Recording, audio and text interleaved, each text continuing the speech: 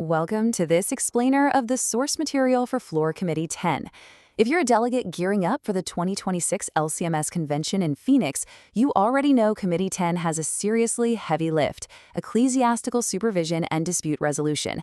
Today, we're diving into the committee's texts with one specific lens in mind.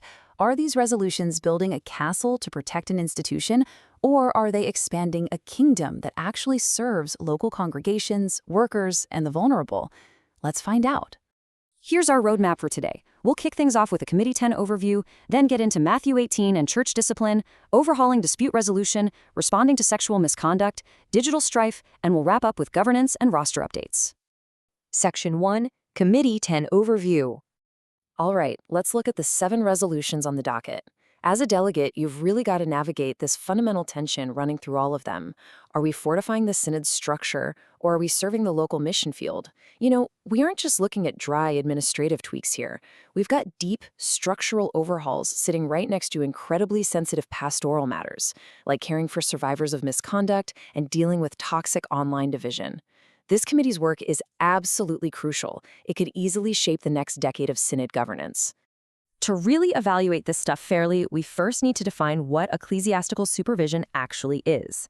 According to the texts, it's the faithful oversight of doctrine and practice. It aims for truthfulness, repentance, reconciliation, and an outward gospel witness.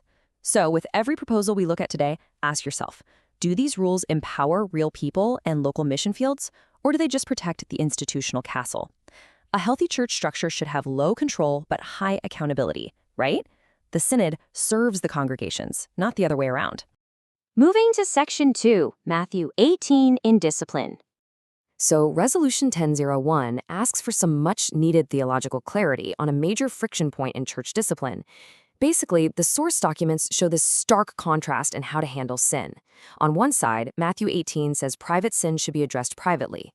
But then 1 Timothy 5 states that public sins need to be rebuked publicly. Currently, the bylaws lean heavily on Matthew 18, and frankly, it causes massive confusion. Getting this straight, the difference between a private failing and a public offense is literally essential for due process. We need transparency without accidentally excusing sin or mishandling supervision. That brings us to a critical question for delegates. What exactly should the Commission on Theology and Church Relations, or the CTCR, address in their opinion?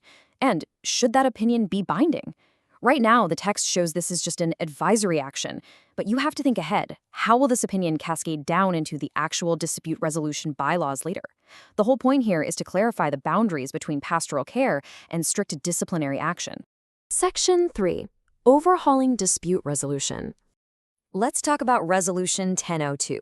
This is a high-impact proposal that creates a task force to basically untangle the whole mess between dispute resolution and expulsion in the bylaws. But, whenever a task force is proposed, we have to look at the price tag. The estimate here is steep, somewhere between $90,000 and $120,000. Delegates have to weigh if that financial investment will actually yield better due process, lower our administrative risks, and give clear structural support to workers and congregations who are in the middle of a conflict. But the real test of this resolution, it's the task force composition. Take a look. It includes the president of synod, the secretary, 3 district presidents, and 2 district secretaries. Looking through our governance lens, you've got to ask about the authority flow here. It is heavily weighted toward top-level administration. Does this offer any real representation for local congregations? What about the lay people or the pastors who've actually been through the current flawed system? If we want good structural incentives, the people most affected by the process really need a voice in fixing it. Section 4, Responding to Sexual Misconduct. Resolution 1003 might be the most urgent item on the entire docket. It's a 2-step response to misconduct by rostered workers. Step 1 is all about structural accountability, building robust reporting and adjudication protocols that clearly separate internal church discipline from mandatory civil or criminal reporting. And step 2, that's profoundly pastoral. It focuses on providing real spiritual care and resources for survivors. It's about fiercely protecting the vulnerable and ensuring total transparency while also holding workers accountable. Now, the financial impact for this one is pretty massive, an estimated $200,000 to $225,000. But the source texts frame this as a completely non-negotiable investment. It's about protecting the flock, prioritizing mercy, and restoring trust in the church. So for delegates, your scrutiny probably shouldn't be on the price tag. Instead, focus on how these care protocols are going to be shaped. Ask whether survivors will actually have a seat at the table when defining the structures that are meant to protect them. Section 5. Digital Strafe and Unity. Resolution 1004 jumps right into a super modern powder keg: internet accusations and social media division. The text uses this really powerful phrase. It talks about the 8th commandment in the digital age. Now, we all know we're called to put the best construction on our neighbors' actions, but how on earth does that work with anonymous blogs and viral podcasts? This resolution is pushing for a practical statement on God-pleasing digital communication that manages to balance free expression with our confessional integrity.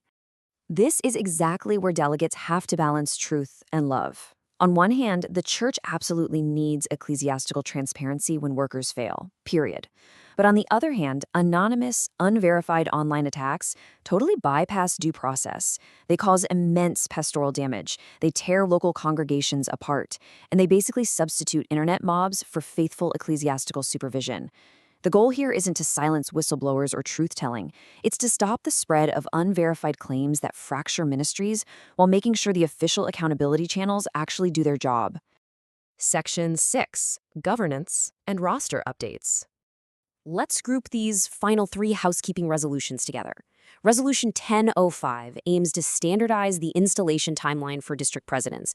It basically says it's highly desirable for an elected district president to be installed before that specific district convention even concludes. It's a procedural update, sure, but it ensures uniform practice and gives immediate public recognition of the office. It cements that flow of authority right there on the convention floor. Next up, Resolution 1006 cleans up the bylaw requirements for ministers who are on the roster but without a formal call. It puts some firm time limits and conditions in place to help guys waiting for placement, and it clarifies exactly what's expected regarding congregational service. Finally, Resolution 1007 respectfully declines a few overtures. Based on the documents, 1007 is a prime candidate for the consent calendar. That means it's probably going to pass without any debate, unless a delegate specifically asks to pull it for separate consideration. Wow, okay, we have covered a ton of ground today, from dispute resolution task forces to survivor care and digital ethics. As a delegate, I want to leave you with this final provocative thought. Will these resolutions actually balance ecclesiastical order with the pastoral care of congregations? Do these changes empower workers, protect the vulnerable, and serve your local mission field? Or are they just fortifying the institution? That is the tension of truth and love you've got to navigate in Phoenix. Thanks so much for joining me for this explainer. Keep digging into the materials, keep asking the hard questions, and I'll catch you next time.